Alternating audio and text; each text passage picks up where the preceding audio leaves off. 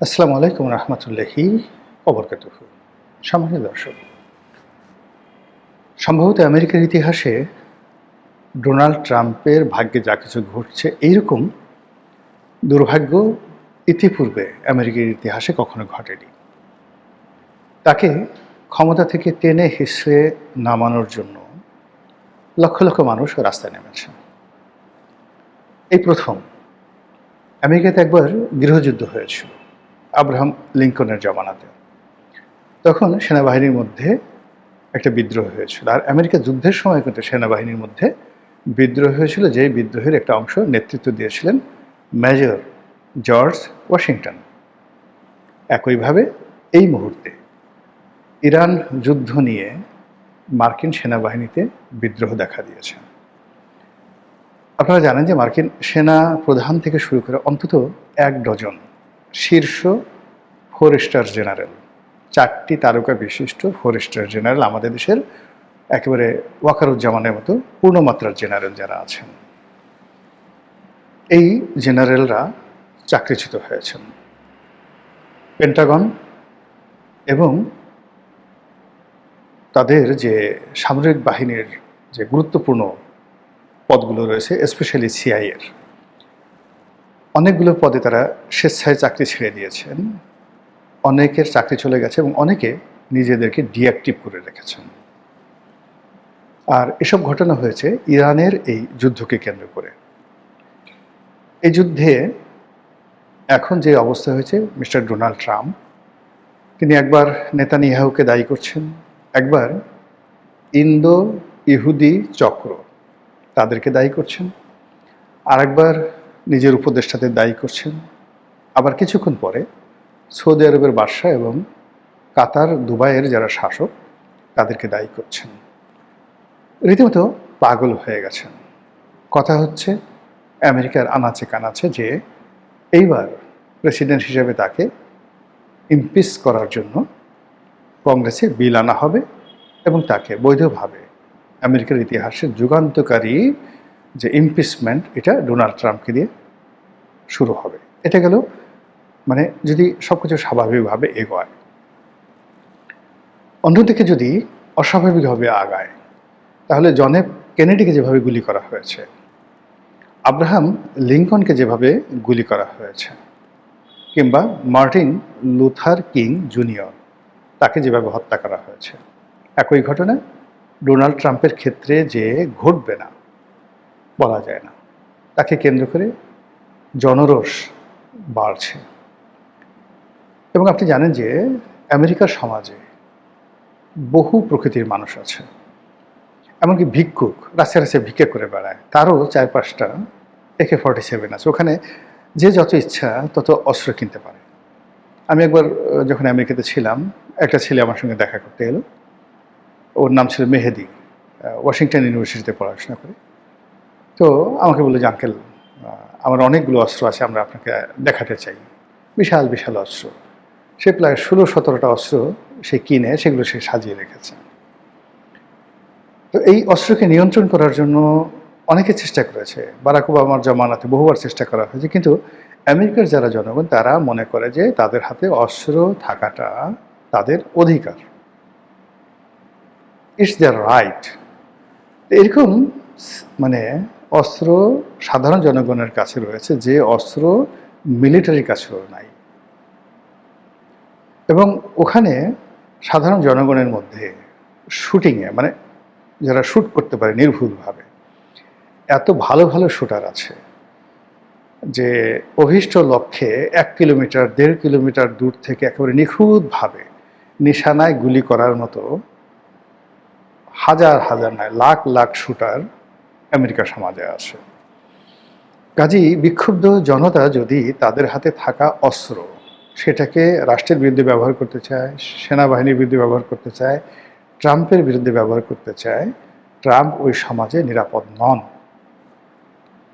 এমনকি হোয়াইট হাউসের মধ্যেও তিনি নিরাপদ নন। এই অবস্থা তৈরি হয়ে গেছে। এর বাইরে ইরান যেহেতু এখন একটা ভালো পর্যায়ে আছে, কাজেই ইরানের কিন্তু একটা ইতিহাস আছে। ইতিহাস হলো ইরানের একটা পর্বতমালা আছে, একটা পর্বতমালা, আমি এই মুহূর্তে আমার নামটা মনে আসছে না, যেখানে একটা গ্রুপ, তাদেরকে বলা হতো আত্মঘাতী গ্রুপ, হ্যাসাসিনেশন বা অ্যাসাসিনেশন গ্রুপ। এটা নিয়ে একটা লেখা লিখেছিলাম। যিনি এটা প্রতিষ্ঠা করেছিলেন একজন ধর্মগুরু। তিনি পাহাড়ের উপর একটা কৃত্রিম জান্নাত তৈরি করে ফেলেছিলেন। সেখানে নারী ছিল, মানে বেহেশতের যে লোভ দেখানো হতো প্রায় সবই। তো বিভিন্ন জায়গা থেকে লোক রিক্রুট করে সেখানে আনা হতো এবং তাকে প্রথম দিন ওভাবে একটা রাজসিংহাসনে এসে বসে আছে, নারীরা আসছে, ৭০ জন হুর আসছে, যারা তার যেন দেখে মনে হয় সে জান্নাতে আছে। তারপরে সকালবেলা তাকে আর একটা রুমে নেওয়া হলো এবং সে পাগল হয়ে গেল। কালকে রাতে সে কী খেলো, কী দেখলো, কী সেক্স করলো, ইত্যাদি ইত্যাদি ঘটনা। পরবর্তীতে তারা বললো যে তুমি কি ওই জান্নাত আবার পেতে চাও? বলে হ্যাঁ, আমি পেতে চাই। তাহলে তোমাকে এই কাজ করতে হবে, এই ট্রেনিং নিতে হবে, এই করতে হবে। এবং এইভাবে সে একটা বিরাট জঙ্গি গ্রুপ তৈরি করলো, যাদেরকে বাংলায় বলা হতো আত্মঘাতী গ্রুপ। ৩০০ বছর সেই পাহাড়ের উপরে থেকে ৩০০ বছর সারা দুনিয়ায়, মানে তখন দুনিয়া বলতে মানে এটা মধ্যযুগে আব্বাসীয় খেলাফতের জমানাতে এটা শুরু হয়। তো 300 ইয়ার্স তারা সমগ্র মধ্যপ্রাচ্য, উত্তর আফ্রিকা, তারপর ইউরোপ, এমনকি আফগানিস্তান থেকে শুরু করে ভারতবর্ষ পর্যন্ত, ওরা যদি কোনো রাজার কাছে চিঠি লিখত যে আমরা তোমাকে মেরে ফেলব, সেই রাজ দরবারে কান্নারুল পড়ে যেত। এইভাবে যে কত রাজ পরিবার তারা শেষ করে দিয়েছে 300 ইয়ার্স বলা যায় না। এবং বহু মানুষ চেষ্টা করেছে, তারা 17 বার সালাউদ্দিন আইয়ুবীকে খুন করার চেষ্টা করেছে এবং 17 বার আইয়ুবী খুন করার পর বহু চেষ্টা করেও সে কিন্তু, মানে শুধু তিনি নন, অনেকে বহু চেষ্টা করে সেই পাহাড়ে গিয়ে সেই ইরানি আত্মঘাতী গ্রুপটাকে শেষ করতে পারেনি। কেবলমাত্র একজন লোক পেরেছিলেন, হালাকু খান। তিনি যখন বাগদাদ দখল করেন, এরপর ইরান দখল করেন, ইরান দখল করার পর তার হাতে এই গ্রুপটি শেষ হয়েছিল।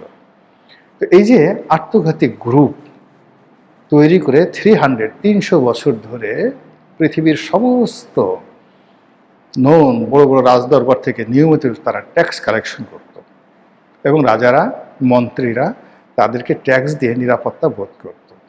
এই হলো ইরানের আত্মঘাতী গ্রুপ তৈরি করার সক্ষমতা। আপনাদের মনে আছে একবার আয়াতুল্লাহ রুহুল্লাহ খামেনি, মানে আলী খামেনির আগে যিনি আয়াতুল্লাহ ছিলেন, তিনি সালমান রুশদির জীবনের উপরে তাকে মেরে ফেলার জন্য একটা পুরস্কার ঘোষণা করেছিলেন। এরপর থেকে ব্রিটিশ সরকার, আমেরিকান সরকার, সারা ইউরোপ সর্বোচ্চ প্রোটোকল দিয়েও তাকে রক্ষা করতে পারেনি। সেই আয়াতুল্লাহ খামেনির মৃত্যুর অনেক বছর পরে ওই এক লোক সেই ফতোয়ার ভিত্তিতে তাকে আক্রমণ করেছে। বহুবার আক্রমণ করেছে, ফেল করেছে, কিন্তু একবার আক্রমণ করে তার একটা চোখ অন্ধ করে দিয়েছে। এখন দেখবেন সালমান রুশদির একটা চোখ অন্ধ। এই হলো আমেরিকার আত্মঘাতী গ্রুপের পারঙ্গমতা। হান্ড্রেডস অফ মুসলিম নয়, মানে মিলিয়নস অফ মুসলিম, ইরানি ভাবাদর্শের মুসলিম, তারা ইরাকের বসবাসকারী, সিরিয়া, পুরো মধ্যপ্রাচ্যে, যারা ইরানের আয়াতুল্লাহদের যে কোনো এই হুকুমকে জান্নাতের টিকিট মনে করে, তারা আমেরিকাতে কি করছে, কি করবে, এটা এখন পর্যন্ত কিন্তু বলা যাচ্ছে না। ফলে কি হলো, আমেরিকার যারা লোকজন তারা তো ইতিহাস জানে, আমেরিকাতে অনেক ইন্টেলেকচুয়াল আছে, বহু বিশ্ববিদ্যালয় ইসলামের এই বিষয়গুলো নিয়ে গবেষণা করে। ফলে তারা যে কোনো মূল্যে এই যুদ্ধটা সমাপ্তি চাচ্ছে, আমেরিকান জনগণ। দ্বিতীয়ত, এই যুদ্ধ যারা করেছে, অনার্য যুদ্ধ যারা করেছে, তাদেরকে বিচার করতে চাচ্ছে। আর তৃতীয়ত, যেহেতু এই যুদ্ধে মোটামুটি ইরানের যে বিজয় এটা নিশ্চিত হয়ে গেছে, কাজে ইরানের সঙ্গে একটা সম্মানজনক সমঝোতা এবং বন্ধুত্ব করতে চাচ্ছে। এবং এটা নতুন না, ইরানের সাথে তাদের বহু শত বছরের পুরনো বন্ধুত্ব ছিল। শুধুমাত্র ইসলামিক রেভলিউশন হওয়ার পর সম্পর্কটা খারাপ হয়েছে, কিন্তু ইরানের যে টোটাল যে সিস্টেমটা, সেই সিস্টেমের সঙ্গে তো তাদের বন্ধুত্ব আজকের নয়, শত বছরের পুরনো বন্ধু। সেই বন্ধুত্ব তাদের আবার হতে পারে। আমেরিকান জনগণ চাচ্ছে সেই বন্ধুত্ব করার জন্য। আর সেই বন্ধুত্ব করার ক্ষেত্রে they have two problems.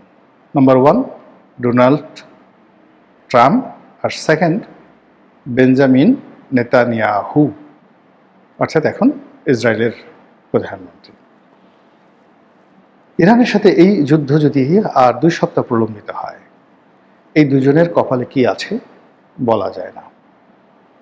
Sara Iran জুড়ে এখন বলতে গেলে যুদ্ধের মধ্যে আনন্দ হচ্ছে। একদিকে আকাশে ফাইটার প্লেনগুলো ঘুরে বেড়াচ্ছে ইসরায়েলের এবং যাকে বলা হয় আমেরিকার, আর অন্যদিকে লক্ষ লক্ষ ইরানি নারী এবং পুরুষ অস্ত্র হাতে তুলে নিয়েছে। আমাদের ছেলেরা মেয়েরা যেভাবে গুলি করে, মানে যে খেলনা পিস্তল দিয়ে গুলি করে এক ধরনের বাঘ মারে, হাতি মারে, ওভাবে আকাশে কোনো হেলিকপ্টার দেখলে, প্লেন দেখলে, ক্ষেপণাস্ত্র দেখলে ইরানি জনগণ গুলি ছুড়ে সেটার জবাব দেওয়াটাকে একটা আনন্দ মনে করছে। এবং আকাশে বিমান দেখা মাত্রই তারা অনেকে নাচ গান শুরু করে দেয় ইরানের রাস্তায়, এবং এরকম অনেক ছবি চলে আসছে। তো মানুষের মধ্যে যখন আত্মবিশ্বাসটা এই পর্যায়ে চলে আসে, এবং বাংলাদেশ 1971 সালে কিন্তু একই অবস্থা হয়েছিল, যেখানে 93,000 সৈন্য, 93,000 শুধু ঢাকা ক্যান্টনমেন্ট এবং আশেপাশে ছিল, 93,000 সৈন্য, যারা 16 ডিসেম্বর আত্মসমর্পণ করেছে। তো ছড়িয়ে ছিটিয়ে ধরেন আরও ছিল। এই শূন্য, এই বিপুল বিক্রম, এত অস্ত্র, গোলা বারুদ, এর মধ্যে মুক্তিযোদ্ধারা লুঙ্গি পরে তাদের সামনে লুঙ্গি ড্যান্স দিত ওই সময়টিতে। বিস্ময়কর যে ইতিহাস জেনেছি, পড়েছি, এটা না দেখলে বোঝা যায় না আর এটা এই ইরানের এই সময়টিটা দেখছি। এর ফলে এই ইরান এবং আমেরিকার যে যুদ্ধ, এই যুদ্ধ পৃথিবীর রাজনীতির যে কোর্স অফ অ্যাকশন, এটা পরিবর্তন করে দেবে। আমরা জানি না আল্লাহর হিসাব কি, আমরা জানি না মহান আল্লাহ রাব্বুল আলামিন কি চান। তবে মানুষের মনে জয়, মানুষের মনে ক্ষয়, মানুষের মুখে জয়, মানুষের মুখে ক্ষয়, মানুষের চিন্তায় জয়, মানুষের চিন্তায় ক্ষয়। এই অবস্থা যদি চলতে থাকে, তাহলে এই যে মানুষের মুখ দিয়ে ইরানের যে জয় বের হয়ে গেছে, এবং সেই বিজয় যদি চূড়ান্তভাবে অভীষ্ট লক্ষ্যে পৌঁছায়, তাহলে আমরা একটা পরিবর্তিত নতুন বিশ্ব দেখতে পাবো, এবং বাংলাদেশেও আপনি অনেক কিছু নতুন দেখতে পাবেন। ঘ্যাটাঘ্যাট ফটাফট অনেক কিছু পরিবর্তন হয়ে যাবে। যদি ডোনাল্ড ট্রাম্পের পতন হয় এবং ইরানের বিজয় হয়, বাংলাদেশের 24 ঘন্টার মধ্যে কী যে ঘটবে আপনি কল্পনাই করতে পারবেন না। মহান আল্লাহ আমাদের সবাইকে হেদায়েত দান করুন, হেফাজত করুন। আসসালামু আলাইকুম রহমতুল্লাহি ওয়া বারাকাতুহু।